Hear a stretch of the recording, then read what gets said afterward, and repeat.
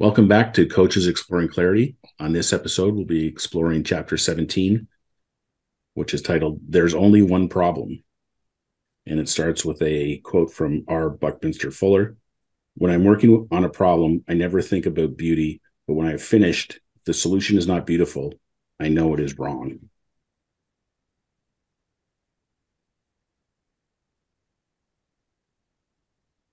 That quote kind of got my brain twisted up a little bit.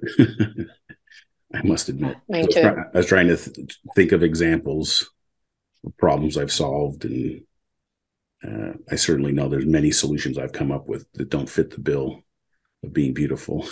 In fact, they're clunky or quite the opposite. But I had to read it a few times, if I'm honest. And the conclusion I came up with is um, where it says the solution is not beautiful, I know it's wrong. Typically, when I know it's wrong is when it just doesn't feel right.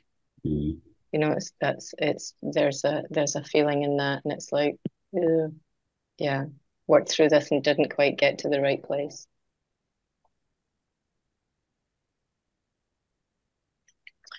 Where did I didn't come to any conclusion at all because I was a bit confused over the quote. And it kind of made sense to me, to be honest. I struggle when I can't kind of fit things in to me. Like things make sense to me when I can kind of see them as if it were me doing, being, or saying that thing kind of thing. And I couldn't.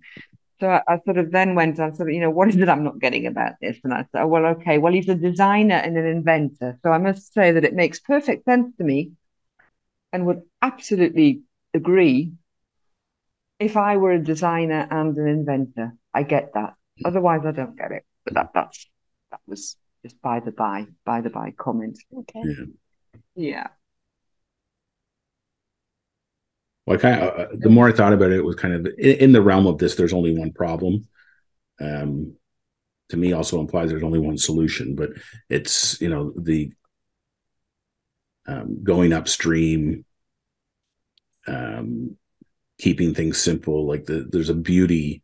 Like I kind of swap out beauty for simple, right? Like there's something beautiful about the simplicity of how our psychological system works, and understanding that we're often the problem is just as simple as a misunderstanding of how things actually work. Is the root, is the upstream problem of every problem. Mm-hmm. Well said, Greg. Thank you for that. Yeah. Thank you for that. Yes.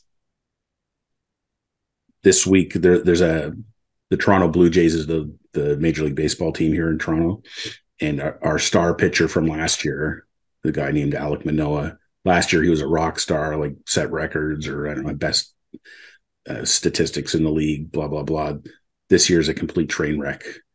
He pitched the other night. He only got one out, and they pulled him from the game, and they were losing 6-0 already. So I did a post about it the other day. But I made a note of him on page 185 where there's a bunch of bullet points. There's one that says if a person doesn't understand that 100% of their felt experience is coming from thought in the moment, then stress is a strong possibility. And my post was about what's wrong with Alek Manoah? Well, he's caught up in a thought storm of misunderstanding, of contaminated thinking, that he's trying to live up to expectations from last year. He's not just playing baseball anymore. He's trying to think his way through throwing the ball at 100 miles an hour. Like it's I know for me when I watch him play, I can see the frustration on his face. Like he just because he can't figure it out. And it reminds me, I think Simon Payne, one of our colleagues, said you can't solve a thinking problem with more thinking. And he's just so caught up in this misunderstanding that it's crippling. Yeah. I think it was Michael Neal, I might have already said this, that the volume of thought, the size of a problem is proportionate to the volume of thinking. Mm. Something like that came to mind. Yeah. And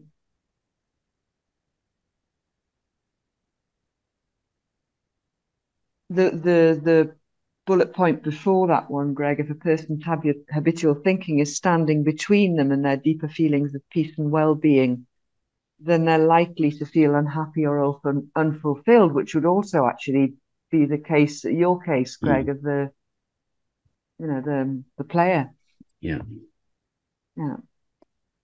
Well, it's funny. It would be As I read through these bullet points, consequences of unhappy or unfulfilled. Yeah. As I read through all these bullet points, I was like, oh yeah, I've done that. Oh yeah, I do that. Oh yeah.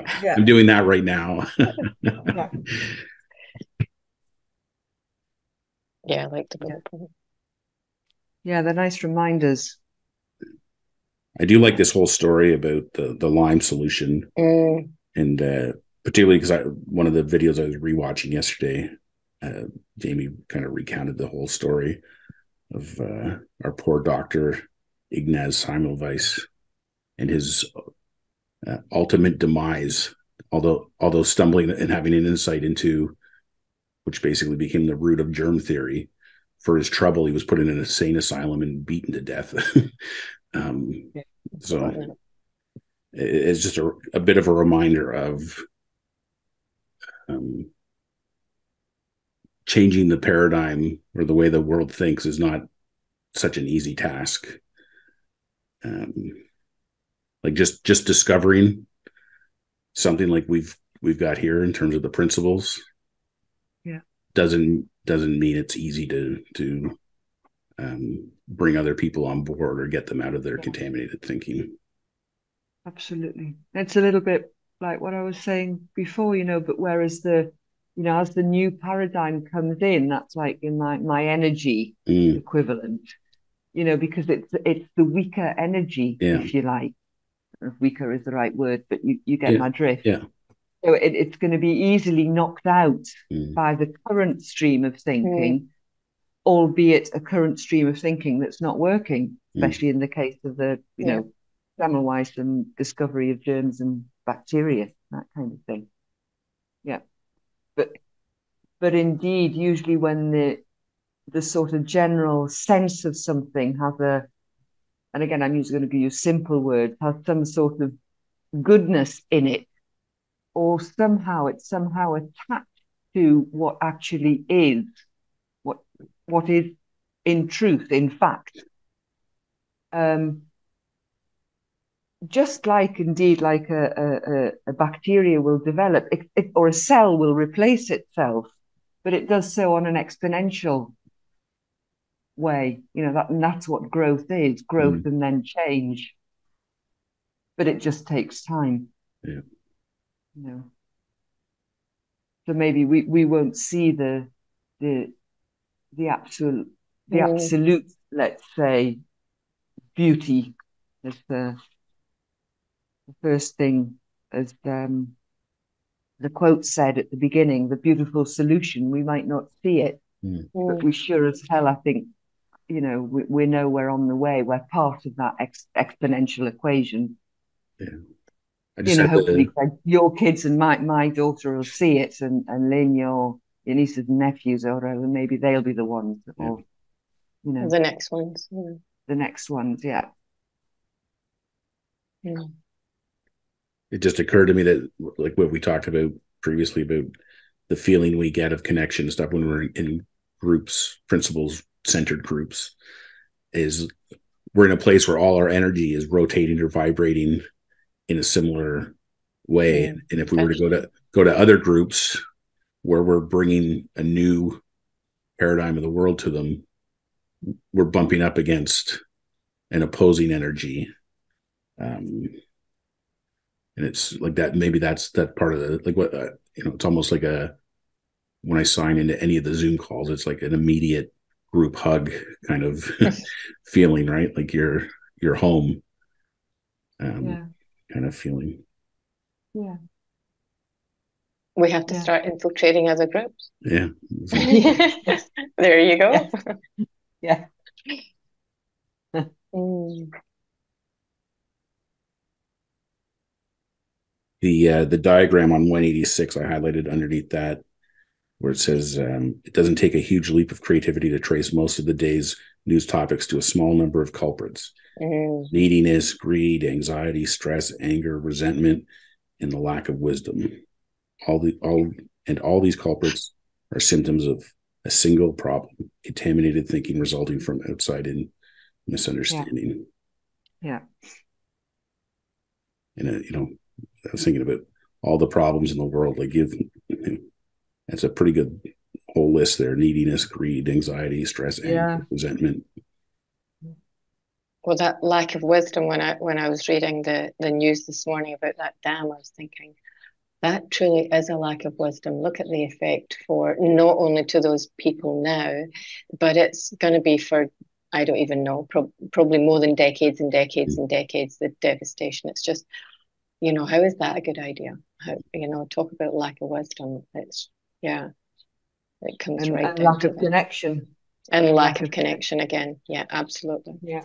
Yeah, absolutely. Yeah. Yeah.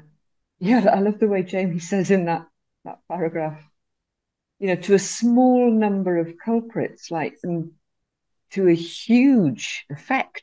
Yeah. Small number. And he's just about said everything that's on, that stays over and beyond limbo, and down under. It's just about everything. It's in there. Yeah. Yeah.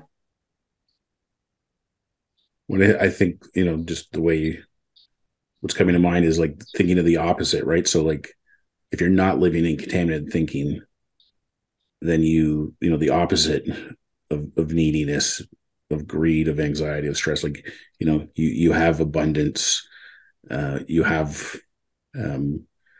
calmness, you have love, you have compassion, and you have wisdom. Like, it's and it's like you have those things already. It's like when the contaminated thinking is gone, that's what's left over. Yeah, it's like when the contaminated thinking is gone, those things, because they're already there, it's not that you suddenly have them, as you said, Greg. It's like they are then expressed to the world. Yeah, I like that. They can emerge. Yeah, they can emerge. Yeah.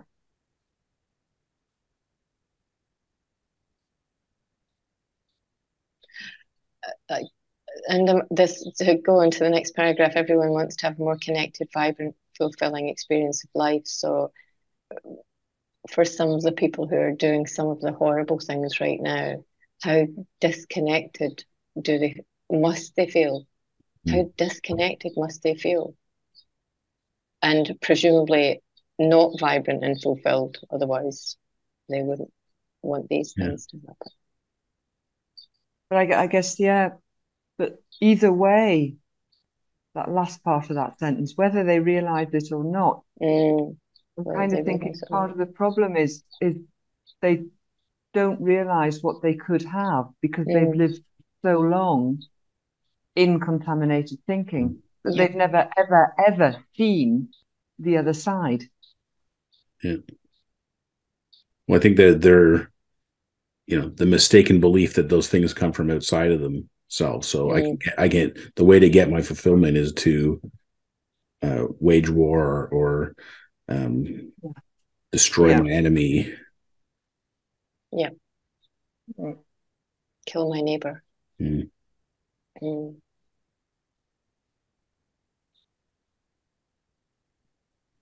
the reality check piece I highlighted, it turns out that life is less about what happens to you and more about how you relate to it. And that rang true for me and reminded me of in my Stephen Covey days of it's not what happens to you, it's what you do about it kind of thing. But not so much what you do about it, but this whole idea of how you relate to it, that we're creating our own perceptual reality 100% of the time. Like the way we organize and relate things in our experience is such a key to that experience itself. Yeah.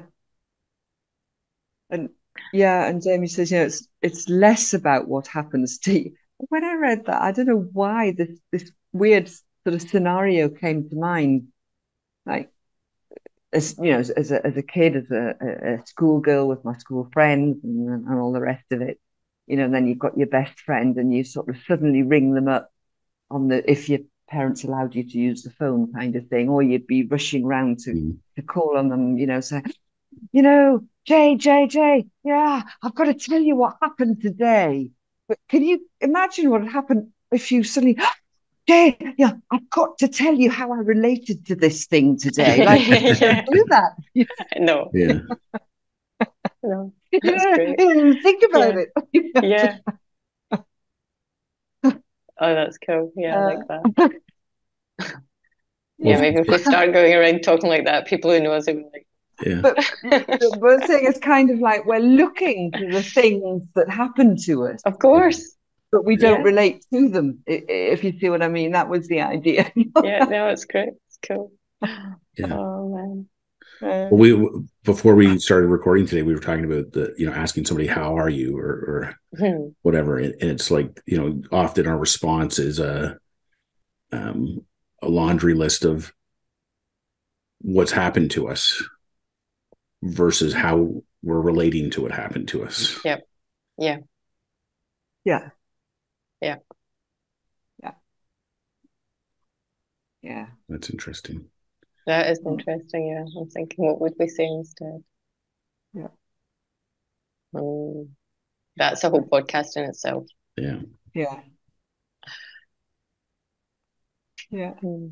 And indeed that in that reality check as well, just the 1 and 2 that Jamie says before, that he's saying, well, what about natural disasters, basically, and but if we see that, and if we see the inside out nature of reality, we'll see that we have the resilience to know that we can deal with whatever comes our way, and the wisdom, clarity, and creativity to make a difference in our own lives and in the lives of others going forward.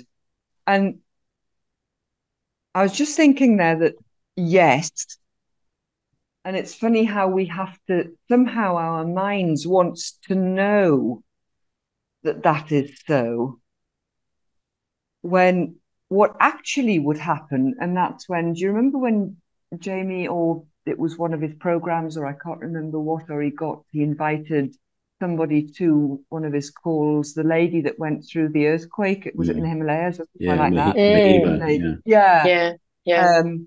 That the truth is that resilience happens anyway. Like when we're in a natural disaster, we don't even know it's happening. We're just kind of getting on, either trying to be alive, or because if we're not doing that, then we're already dead. So it's kind of a paradox that he says that, because it's sort of actually an impossible thing, because we don't even need the resilience to know that we can deal with it. We just have it, and that's what happens. We don't need to know we have it. Yeah. Yes, we don't need to know we have it. But indeed, for myself, as I read that, and as I read it, and as I've heard it before, it's kind of nice to know, because my human nature will naturally have me thinking, or bring me to, well, what happens if scenario,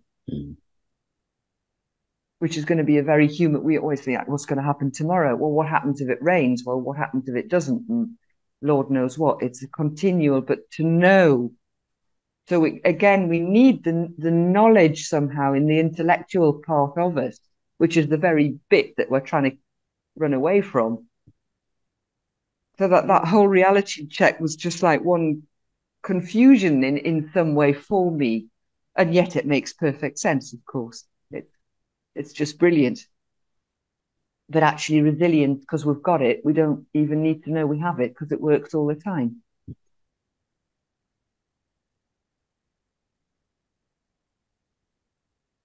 Yeah, I think of Mahima's story quite often, actually. Jamie,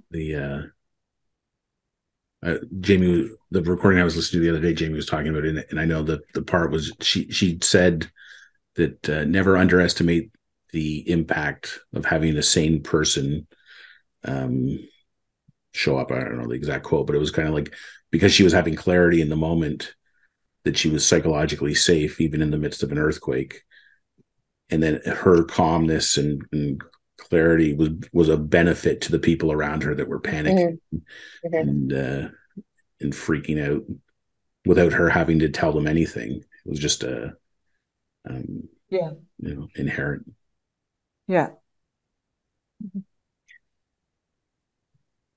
Something just popped up for me there that I'd forgotten all about when we there were 6 of us in our family, and we always used to say my dad reacted to small things like there was an earthquake. Like, I don't know, I can't even think of a small thing, but he really overreacted to small things, whereas you could turn up with a major thing and he'd be, okay, we do this. And we were always, even though we knew that, and we talked about it since he's passed, we're like, what was that? And that just struck me right this moment. He knew that there was resilience there and it would be okay. That actually just struck me, that because we've talked about it so many times, these big things we would turn up with and think, oh no, there's going to be a reaction, it'll be terrible, and and it never came. Those were his moments of calm where he was like, okay, that's resilience, I guess.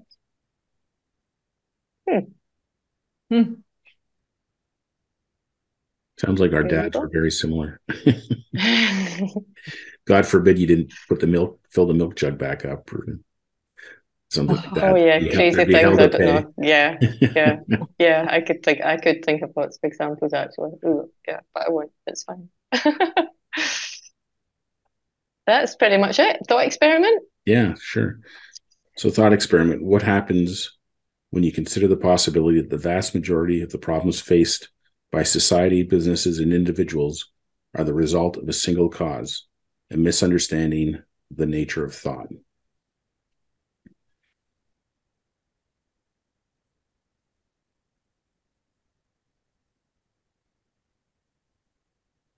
I mean, now I see it so clearly that it's like, kind of like Elaine said in the last thought experiment, it's obvious. It's obvious.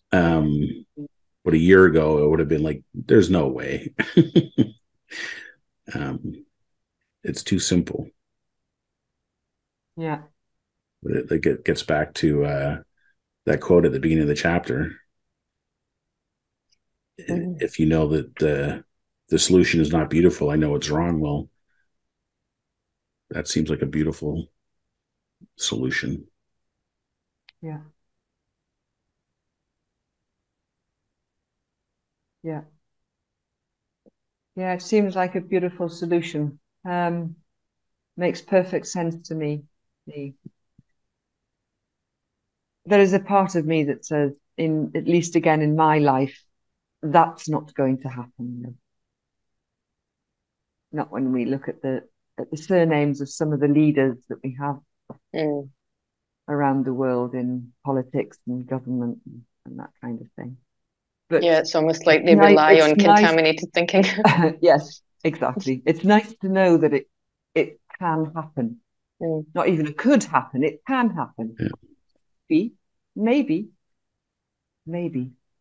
one day. Yeah. I'm an eternal optimist, so I'm going to say it will happen. Yeah, absolutely. Well, why not? Yeah, and it can happen when it does happen. Absolutely. It just happens quick, right? Could be in a heartbeat. Yeah. Yeah. Yeah. Yeah. Only takes one thought. One thought away. Yes. Beautiful. All right. Thanks so much, guys. We'll see you again next week. See you next week. Thank you. See you next week.